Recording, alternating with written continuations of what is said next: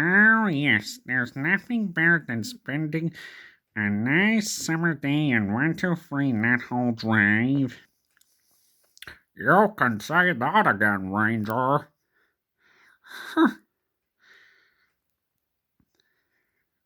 And thanks for agreeing to take us to see Transformers Rise of the Beast when it comes out. No problem, Shadow. No problem. Since Guardians of the Galaxy Vol. 3 came out, how about we watch 411 Thunder? Are you doing it to imply the fact that Thor was a member of the Guardians of the Galaxy until Love and Thunder? For once, behave, Sonic.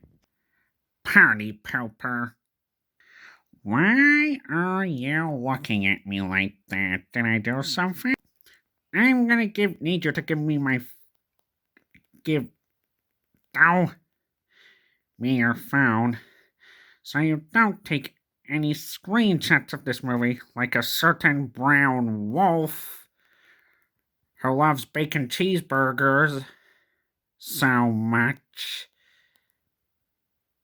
when he does with his screenshots with movies. He went crazy with his Sonic Twin Neck screenshots. I think I see that video on David's channel, Ranger. I always love watching 411 Thunder, and of course you had to take my phone to prevent me from taking any screenshots, didn't you? Yes, I did.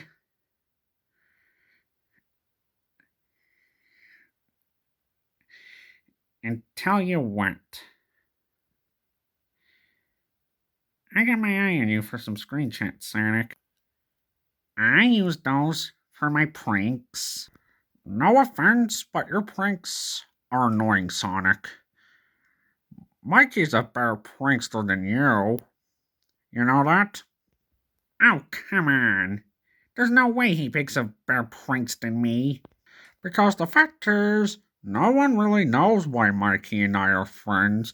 I don't even know why Mikey and I are friends because Mikey is super pranky. And the only time he doesn't have his nunchucks in his hands is when they're bouncing off my head. Poor Mikey. I feel bad for him not being able to keep nunchucks in his own hands and prevent them from hitting other people. I know he's getting better, but I still feel sorry for him.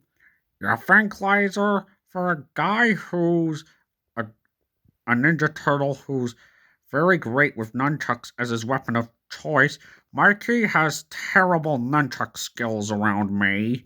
I think you might have a nunchuck magnet on you, Shadow. Oh, great. Black Doom's eye. We're getting ready for a movie review. You should know better to interrupt us. You overgrown, black, free-eyed. Oh! Reviewing 411 Thunder, are we? That's right, Black Doom. If you're gonna boss me around, just don't. You're not even my real dad. You're just a black creature wanting to destroy us and wanting to drive us crazy and trying to ruin our day all the time. You know? You should really respect your creator, Shadow. Not if their name is Black Doom, I don't. I'm off to see Guardians of the Galaxy Volume 3. Ugh. I bet it sucks.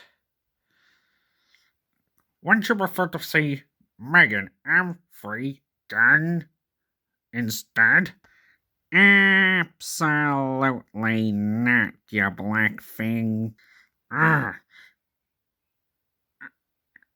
Hey, I deserve my own spin-off movie in Sonic. Why aren't I getting one? Because you're just as dumb as SMG4 Mario and just as dumb as Boom Eggman. And you're just as dumb as the Bowser and Queen Eevee's dimension.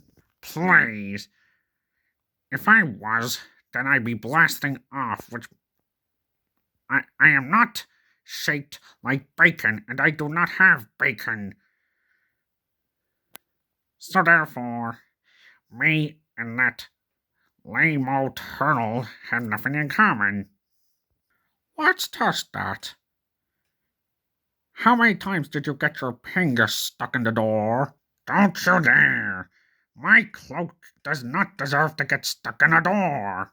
Ha! I know it. You're just as stupid as SMG4, Mario. Come on, you gotta admit, Guardians of the Galaxy 3, Vol 3 is a good movie. Shame on you, boy. Well, shame on you too, Shadow. My movie starts in 5 minutes. That sounds like the Eggman from David's dimension. And good riddance. Lacto's eye is blasting off again. That is definitely. Black Doom does definitely have a lot in common with the Bowser from Eve's dimension. Besides, that Bowser is never going to get his paychecks. He never has, and he never will. No matter how many times he asks, she's just going to say no. She's already engaged to Mario. Well, he get a life. Okay, we should begin the review now. Alright, the movie begins when Gore and his daughter Lev are stranded in what I think is a desert, and they're sharing their last moments together, and Lev dies. I actually feel sorry for Gore, but he then goes to his planet's god, Rapu, and he asks for help, and he's crying over the death of his daughter, which I feel bad for him. But Rapu refused, and all he wanted was power, which means he was a greedy god. And Gore renounced him. Rapu was ready to kill Gore. And then the Necro Sword chose Gore, and Gore killed Rapu. And Rapu said it was a curse, but Gore said it was a promise. So this is my vow. All gods will die. And then we get our awesome MCU intro. Woohoo! I love the rock music. And then we have Korg storytelling about Thor's life and his love life. A werewolf met woman, then he met Jane. It tells how Freya, Loki, and Odin died, even Heimdall. And then, after the event of Endgame, Thor became a guardian of the galaxy, and he went from dad bod to god bod, and he went on classic Thor adventures with the Guardians of the Galaxy: Star-Lord, Nebula, Drax, Groot, Rocket, Kraglin, and Mantis. You really had to put Nebula before Drax, didn't you? Nebula is Gamora's sister, and Gamora wasn't even in this movie, so I had to. You better behave during this review, Sonic. I've got my eyes on you. Oh, don't be so sure, Ranger. I can be pretty fun. You know what's fun? Every time you'll get demoted and get punished for every time you do a bad prank or ruin a romantic moment. Maybe we should start ruining romantic moments between you and Solon now. Oh, wait, don't do that. We shouldn't be doing that to anyone. Oh, please. And besides, that was 2014 Gamora involved free. And on another planet, Thor was feeling mopey, and it was at this moment Peter Quill immediately says, Thor, we need your help. And then Thor uses Stormbreaker as a broom and tells Quill and Mantis to hurry up, and the Guardians are fighting. How we doing, guys? Terrible. We're all about to die. You said this would be a relaxing holiday. I said it was going to be like a relaxing holiday. That is when Thor yet King Yakon, and King Yakon congratulates Thor for joining the fight, and the gods were murdered, and the sacred shrine was remained unguarded, and then Thor gave his speech, and guess what he did? He did his catchphrase. This ends here and now. How is that a catchphrase? Well, in the first two movies, Thor sure came out serious, even in the first Avenger movie, but suddenly, in phase 3, Takewati made him funny. I always dreamed to see Thor be funny. And there goes another classic Thor adventure. And of course, the temple falls apart, and King Yakon rewards Thor. And yeah. And the goats are running amok in the Milano. What forced the Guardians to switch from the Milano to the Bowie in the Guardians of the Galaxy Holiday Special? I don't know. But the Guardians were getting reports all over the galaxy about the God Butcher, which is Gore. This is what happens when an alien obtains a necrosword powerful enough to kill a god. You start calling him the God Butcher. Seeing as Thor received a message from Sif, he tells Quill to leave him and Korg behind and tells them to take the other messages. But Quill gives him advice that Thor's feeling lost, and one day he can find true love, but Quill said that he's still not over Gamora's death, I could tell by the time. Gamora's deaths in Avengers Infinity War still hits the drop on me. I'm still not over Gamora's death in Infinity War. But Thor tells Quill that love didn't work out for him. It all works out for everyone. And it was why Thor keeps everyone in shoulder's reach. And he reached arm's reach, and reached his arm all over to Quill. And Quill gave him advice. Remember I told you, you ever feel lost? Just look into the eyes of the people that you love. And Quill looked into the eyes of the Guardians because they love each other. And I like that. Kinda like Laser loves Callie. Of course. She's my favorite squid sister. I do love Callie, and I would do anything for her. And thus, Thor goes with Korg, and Sif has lost an arm, and she warns him about Gore, and that Asgard is facing a great peril, and Sif said that she will go to Valhalla, but Thor said you have to die in battle to go to Valhalla. Sif, you need to double think. What do you think rule number 1 of dying and going to Valhalla is? The best you got is a one-liner before you die? I would not. But, okay, I'm done. Sorry, guys. But then, Thor returns to New Asgard and fights off Gore's monsters. And Valkyrie is surprised to see him in Korg back and said there's a new guy. And meanwhile, for some Mjolnir, Mjolnir, you're back. But nope, Mjolnir just flew away from Thor and into Jane Foster, the mighty Thor's hand, and then she threw Mjolnir and it shattered into pieces, crushing everything in Mjolnir's way. Thor decided to have a word with her. But then Thor realized it was Jane. And Thor was just shocked to see Jane again. I mean, who wouldn't be?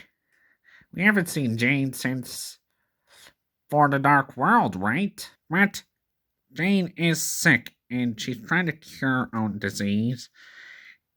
And, Mjolnir was calling to her while there was a play reenacting the events of Thor Ragnarok where Mjolnir's destroyed. What is wrong with the creators of this movie? Ah. Well, I can hear someone having a tantrum in the cinema. But then, Gore kidnaps a bunch of Asgardian kids. And yeah. He gets away, and he actually tries to scare the kids. The Necrosword has made Gore more aggressive. I mean, yeah, Gore is actually not bad. He's not the worst villain, and he's not completely evil. At least he's better than King or the High Evolutionary or General Dracov.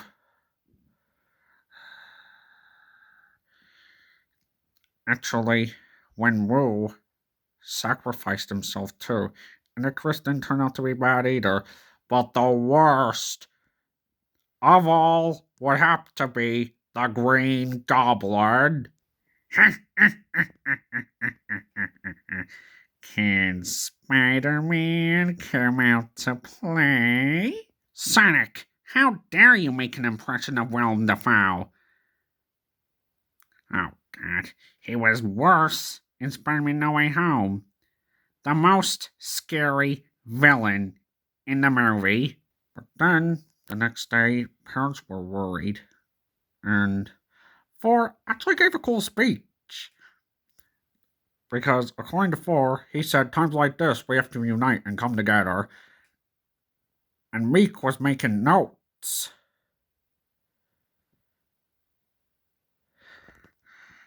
And Jane was comforting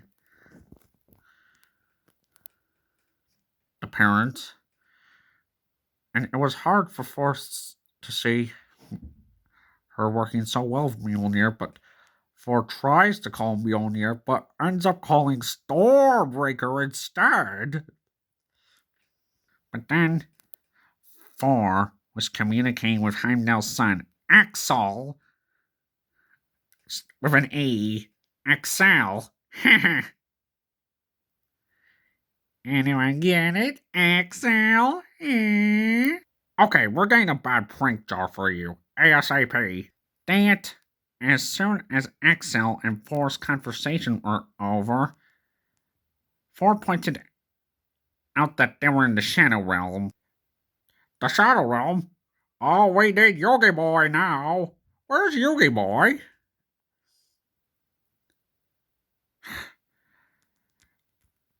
Just call Shadow Kaiba, which of course is me. We come across the Shadow Realm, and the best you can think of is Yu-Gi-Oh jokes. Seriously? I got two. And guess what? Before Jane exited the roof, she came up with a catchphrase called, "Let's bring the rainbow." According to Valkyrie, saving lives Jane is good at, but the rest of it she needs work. I mean, Thor moves through shadows, and he was going to the Shadow Realm. And they needed Stormbreaker's Bifrost to work. They were going to raise an army of all the gods in the universe. And they chained the horses to a Bifrost. Asgardian battleship.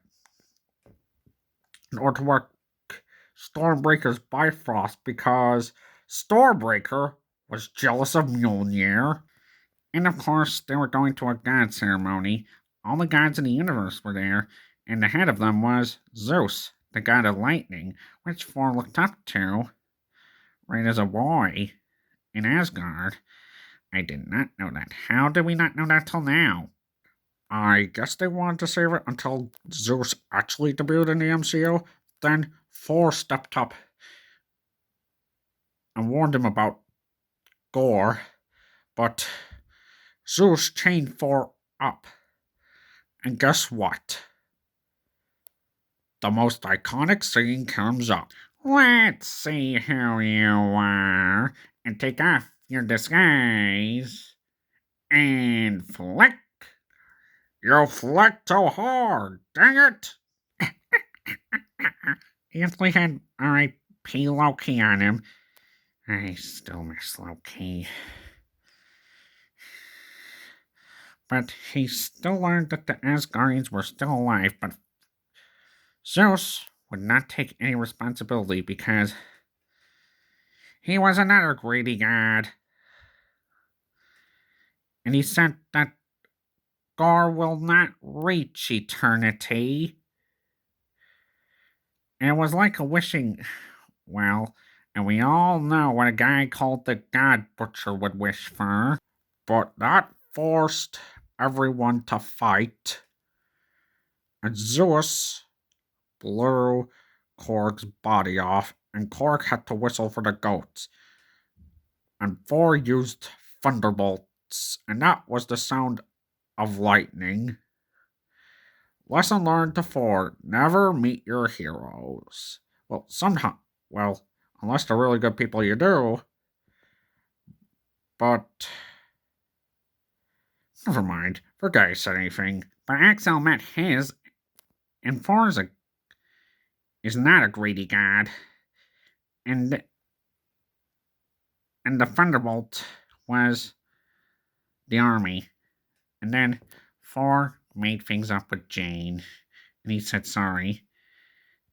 And Jane was the reason that Thor was worthy, and there were. And as soon as Thor was talking about Thunderbolt, Stormbreaker overreacted. As soon as they approached the Shadow Realm, Gore ambushed them and told Thor to call Stormbreaker, and it was a brutal fight. Gore whooped the floor with Valkyrie and Jane, and then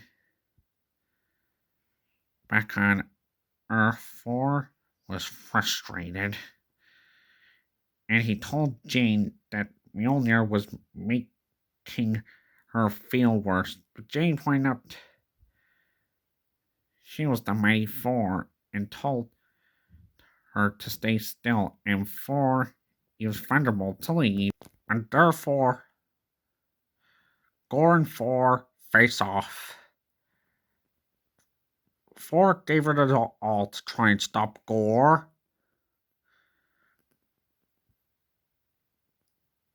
and he encouraged the Asgardian kids to fight and used the Thunderbolt to give them powers for limited time only. Limited time only, yeah, and they were kicking butts. Absolutely kicking butt. And I loved it.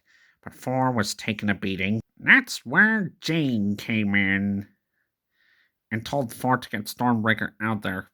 But Gore was wiping the floor with Jane and said the name was Mighty Thor. And Jane finally came up with a catchphrase, which is none other than "Eat my hammer." Eat my hammer? Oh my gosh. Thor got Stormbreaker out, and he told Axel to get everyone home, and then he threw Stormbreaker, and Axel caught it and teleported the other kids home. But then Gord reached eternity, and so had Thor and Jane. Gore was about to make him his wish, but Thor stopped him and told him revenge is never the way, and it was love he seeks. Thor told Gore that he chose love, and so Gore could do, and he could bring his daughter back. but Gore realized he was dying and that love would have no one. But Jane assured Gore that she would, and then Gore made his wish. And therefore, we see a lot of guilt from Gore, as the Necrosword has been destroyed, and therefore, Thor has proved to Gore that he's not a greedy god. If he was, his blood would be gold, but his blood's red, and therefore, Gore put Love's life in Thor's hands, and then Jane died too. I felt bad for Thor here. Same, and then the Asgardian kids took fighting lessons, and they actually progressed well. And Thor and Love were actually looking forward to spending quality time with each other. And they were up for some action. And they took on a whole lunge of beasts, and to those who know them best, they are simply known as Love and Thunder. And then Zeus is planning his revenge on Thor. And that's when his son Hercules steps up. I think in the fifth Thor movie, Thor might fight Hercules. And Jane arrives in Valhalla. And Heimdall welcomes him and her and thanks Jane for protecting Axel. And said that she was welcome to the land of the gods. Hey, I think Loki, Odin, Frigga, and everyone in the forces might be in Valhalla. I think that's where Asgardians go once they die. But Jane's not an Asgardian. She used an Asgardian weapon. Sutter and Korg actually was gay and actually had a kid of his own. I'm actually happy for Korg. And that was for Love and Thunder. Wow, pretty good movie if I do say so myself. I can't wait to see what they bring next. Remember Vol 3? No spoilers now. Oh, I know. Come on, Ranger, you gotta get Smash Bro. I'm working on it, Sonic. Don't rush me. God Christmas, Sonic Jr. Ah, come on, Shadow. But we can play Mario Party 8. And remember, Sonic, we've got our eyes on you, so don't even think about pulling off any bad pranks.